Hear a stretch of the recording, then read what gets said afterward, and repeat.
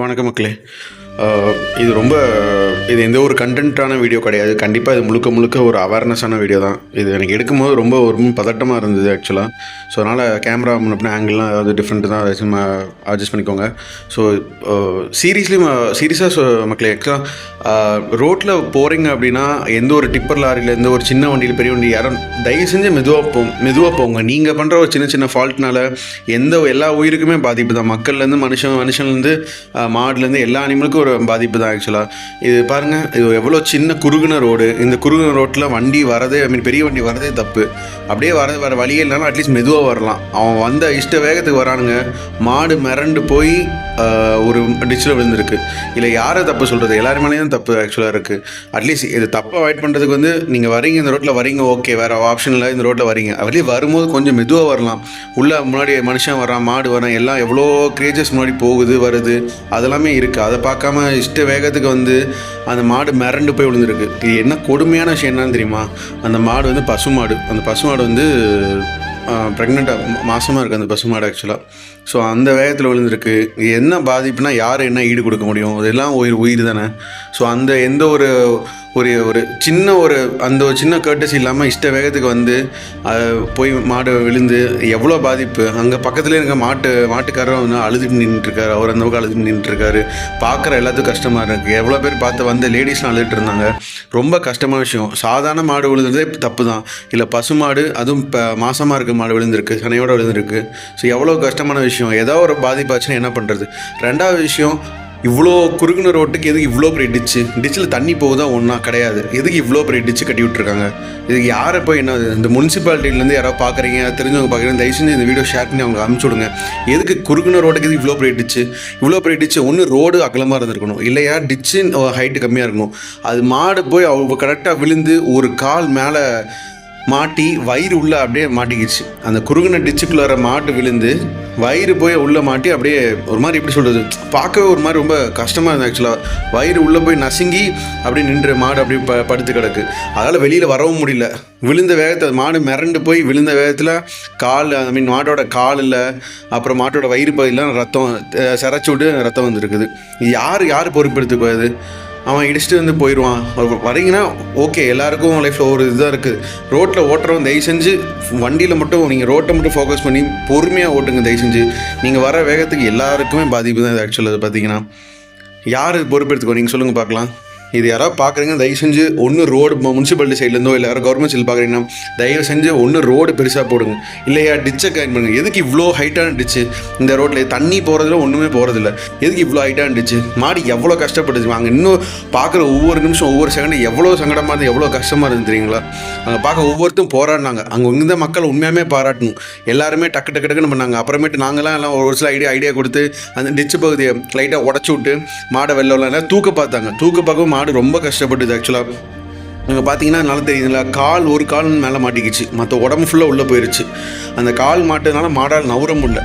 நம்ம இழுக்கும் போது மாடுக்கும் அது மாடும் ஒரு மாதிரி டென்ஷனாகி கத்துது. அந்த சவுண்டே பார்த்தீங்கன்னா அவ்வளோ சங்கடமாக இருந்தது. அது கத்தவும் முடியல. அப்புறமேட்டு தான் அங்கே சைடில் இடிச்சு விட்டு நாங்கள் தூக்கலான்னு பார்த்து பிளான் பண்ணுறோம்.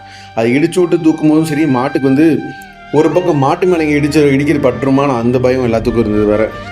ஸோ இது எந்த வகையில் நீங்கள் எப்படி இது ஈடு கொடுக்க முடியும்? யாராவது இடிச்சு ஏதாவது யாரும் ஈடு கொடுக்கணும்? இத்தனைக்கும் மாசமாக இருக்க மாடு வேறு. அது எவ்வளோ ரொம்ப விசேஷமாக சொல்லுவாங்க. பசு மாடுங்கிறதே விசேஷம் தான். அதில் மாசமாக மாடு இன்னும் ரொம்ப விசேஷமான விஷயம். இப்படிப்பட்ட இது இந்த மாதிரி ஒரு சினாரியோ நடந்தால் எப்படி யார் ஏற்றுக்குவா நீங்கள் சொல்லுங்கள் பார்க்கலாம். இந்த மாதிரிலாம் என்ன சினாரியோ இந்த மாதிரி இருக்குது. இதில் ரொம்ப கேர்ஃபுல்லாக இருக்கணும். சீரியஸாக ரொம்ப கேர்ஃபுல்லாக இருக்கணும். நீங்கள் ஒரு சின்ன பாதிப்பு ஏதோ ஒரு உயிருக்கு நீங்கள் ஏற்பட்டு நீங்கள் எப்படி பீஸ்ஃபுல்லாக இருந்துட முடியுமா? யாருமே இருந்துட முடியாது. ஸோ இந்த மாதிரி சின்ன விஷயம் இது முழுக்க ஒரு அவேர்னஸ்க்காக போடுற ஒரே வீடியோ தான் தயவு செஞ்சு. ஆனால் உண்மையாமே பிக் சல்யூட் டு இந்த ஃபயர் சர்வீஸ் டீம், இந்த ராசிபுரம் ஃபயர் சர்வீஸ் டீம் தான் பிக் சல்யூட் ஆக்சுவலாக. கூப்பிட்ட ஒரு 10 நிமிஷம் காமன் நேரத்தில் உடனே ஃபயர் சர்வீஸ் டீம் வந்தாங்க. அட்லீஸ்ட் ஹெல்ப் பண்ண ஆரம்பித்தாங்க. உண்மையாமே இது ரொம்ப பாராட்ட வேண்டிய விஷயம். நான் பார்த்த வரைக்கும் கவர்மெண்ட் சைட்லேருந்து பக்காவாக ஒரு 10 to 15 நிமிஷத்தில் கூப்பிட்டோடனே ஃபயர் சர்வீஸ் டீம் வந்தாங்க. வந்து உடனே வந்து டக்கு டக்குன்னு அவங்களோட எக்யூப்மெண்ட்ஸ்லாம் வச்சு எந்த வகையில் ஹெல்ப் பண்ணலாம் சொல்லி அவங்க ஹெல்ப் பண்ணாங்க. மக்களும் அவங்களும் இறங்கினாங்க. நிறையா மக்களுமே வந்து ஹெல்ப் பண்ண ஆரம்பிச்சாங்க. அதெல்லாம் மக்களுக்குலாம் அந்த ஹியூமானிட்டிலாம் நிறையாவே இருக்குது நம்ம ஊர் மக்களுக்குலாம். அதெல்லாம் பாராட்ட வேண்டிய விஷயம். பட் இதுலேயும் ஒரு சிலர் ரொம்ப கேர்லெஸ்ஸாக வண்டி ஓட்டும் போது ரொம்ப ஃபோர்ஸாக வண்டி ஓட்டுறது, ரொம்ப வேகமாக வண்டி ஓட்டுறது, அது ரோட்டில் போகிற எல்லாருக்கும் கஷ்டப்படுத்தி எல்லாரையும் ஒரு மாதிரி கஷ்டப்படுத்த சூழ்நிலைக்கு ஆக்கிறது. தயவு செஞ்சு இந்த மாதிரி சிலர் அவாய்ட் பண்ணுங்கள்.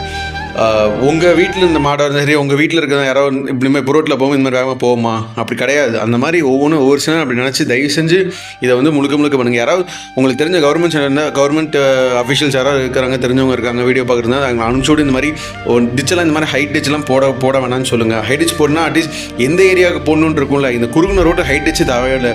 அந்த ரோட்டில் மக்கள் இருக்கிற மக்கள் அங்கே வாழ்கிற மக்கள்லாம் சொன்னாங்க, ஆக்சுவலாக டெய்லி இப்படி தான் இந்த மாதிரி ஏதாவது வேகமாக வண்டி வருது, நீங்கள் எங்களை ஒதுக்கிறதுக்கே இடம் கிடையாது, எல்லாம் போய் டிச்சில் உழுகுற மாதிரியே அவங்களுக்கு ஒவ்வொரு சினாரியும் வருது அப்படின்னு அங்கே இருக்க மக்கள்லாம் சொல்கிறாங்க. சரி, எதுக்கு இவ்வளோ பெரிய எதுக்கு குறுகுனா ரோடுக்கு எதுக்கு இவ்வளோ பெரிய டிச்? ஆக்சுவலாக அது தெரில. எல்லாம் ரோடே எலாபரேட் பண்ணிருக்கணும். ரோடை எலாபரேட் பண்ணால் டிச்சு ஹைட்டு கம்மியாக போட்டுருணும். இவ்வளோ ஹைட்டு டிச்சு போட்டு இங்கே யாருனாலும் நடக்கவும் முடியல, எதுவும் ஒதுங்கவும் முடியல. அவங்க இருக்கவங்க சொன்னாங்க ஏற்கனவே அந்த சைடில் மாடு ஒன்று இருக்குங்க, அதே மாடு இதே மாதிரி ஒரு மாடு முன்னாடி விழுந்து அந்த மாடு இறந்துருச்சுன்னு சொன்னாங்க. ஸோ அதெல்லாம் பார்க்கும்போது ஒவ்வொருக்கும் பாட்டமாக இருந்துச்சு. அந்த மாட்டோட ஓனர் வந்திருந்தாங்க. வந்து பார்த்து அவங்க தான் கத்துனாங்க, இந்த மாதிரி மாடு விழுந்துச்சு, காப்பாற்றுங்க, ஏற்கனவே அவங்க மாடு போயிடுச்சு, இந்த மாட்டை கத்துனாங்க. ஸோ இது மாதிரி ஒவ்வொரு நாளும் ஒவ்வொரு சினாரியும் அவங்க தாண்டி தான் அங்கே இருக்க மக்கள் வராங்க. ஸோ தயவு செஞ்சு இதை வந்து 4 பேருக்கு ஷேர் பண்ணி முடிஞ்ச அளவுக்கு இது மாதிரி இதெல்லாம் அவாய்ட் பண்ணுங்கள். பார்க்க கஷ்டமாக இருந்தது. ஒரு வழியாக நாங்கள் ஃபைனலாக அந்த மாடை எப்படியும் காப்பாற்றியாச்சு. ஃபயர் சர்வீஸ் டீமுக்கும் அங்கே அந்த மக்களுக்கும் ரொம்ப நன்றி. அங்கே இருக்க எப்படியும் மாடை ஃபைனலாக காப்பாற்றி அந்த மாடை எப்படியும் வெளியில் வர வச்சுட்டாங்க. ஸோ நல்ல விஷயம் என்னென்னா, அந்த மாடு வந்து இப்போ நல்லாயிருக்கு, ஆரோக்கியமாக இருக்குது, ஒன்றும் பிரச்சனை இல்லை. அந்த மாடை உடனே வெட்டினரி டாக்டர்கிட்ட கூட்டிகிட்டு போக அங்கே உடனே கால் பண்ணி டாக்டர் வர சொல்லிட்டாங்க. ஸோ அதுவுமே ரெக்டிஃபை ஆகிடும் மோஸ்ட்டாக. ஸோ எல்லோரும் வந்து கேர்ஃபுல்லாக வண்டி ஓட்டுங்க, மெதுவாக வண்டி ஓட்டுங்க. எந்த ரோட்டில் வண்டி ஓட்டுறது ரொம்ப முக்கியம். எவ்வளோ மெதுவாக போகிறோம், நம்ம போகிறதுனால நமக்கு பாதிப்பாகுறது நம்ம கீழே இருக்குது. அடுத்தவங்க பாதிப்பாகிற மாதிரி தயவு செஞ்சு இருங்க, கேர்ஃபுல்லாக இருங்க. எல்லா உயிரும் முக்கியம். ஆண்டவன் படைப்பில் எல்லா உயிரும் ரொம்ப முக்கியம் தான். ஸோ இது கண்டிப்பாக ஒரு 4 பேருக்கு ஒரு எப்படி சொல்கிறது, ஒரு அவேர்னஸாக இருக்கும் நான் கண்டிப்பாக நம்புகிறேன். ஸோ தயவு செஞ்சு கேர்ஃபுல்லாக வண்டி ஓட்டுங்க. உங்களால் யாருக்கும் பாதிப்படாத மாதிரி தயவு செஞ்சு பார்த்துக்கோங்க. ஸோ முடிஞ்ச அளவுக்கு இதெல்லாம் மற்ற கவர்மெண்ட்ஸ் அஃபிஷியல் யாருக்காவது தெரிஞ்சு ஷேர் பண்ணுங்கள். இந்த மாதிரி குறுகின ரோட்டில் இவ்வளோ ஹைட்டான டிச்சு அதை அவாய்ட் பண்ணுங்கள். இது எப்படி சொல்லணும், பப்ளிக் சிட்டிசனாக. ஸோ இது வந்து பார்த்து நீங்கள் யாராவது பார்த்தீங்கன்னா இது வந்து முடிஞ்ச அளவுக்கு ரெக்டிஃபை பண்ணி கொடுங்க. நன்றி. இது வந்து எந்த ஒரு விதமான கண்டென்ட் கிடையாது. இது வந்து முழுக்க ஒரு அவேர்னஸ் வீடியோ. ஆனால் நான் எந்த ஒரு எடிட்டும் பண்ணல, நார்மலாக வீடியோ அப்படியே அப்லோட் பண்ணிட்டேன். ஸோ நீங்களே பாருங்கள் ஃபுல்லாக. ஸோ மாடை ஒரு வழியாக காப்பாற்றி மாடும் முழுமையாக ரெக்டிஃபை ஆகிடுச்சு. எவ்வளோ கஷ்டப்படுது பாருங்கள், எந்த அளவுக்கு கஷ்டப்பட்டு மாடை காப்பாற்றி மாடு அதுக்கப்புறம் முழுசாக கொண்டு வந்தாச்சு. மாடுக்கு சின்ன அடி, சின்ன காயங்கள், சின்ன சிராச்சனோடு தப்பிச்சுது. ஹோப்ஃபுல்லி உள்ளே இருக்க கண்ணுக்குடி நல்லாயிருக்கும் அப்படின்னு நம்புகிறோம். ஸோ எல்லாமே சரியாயிடும். Thank you.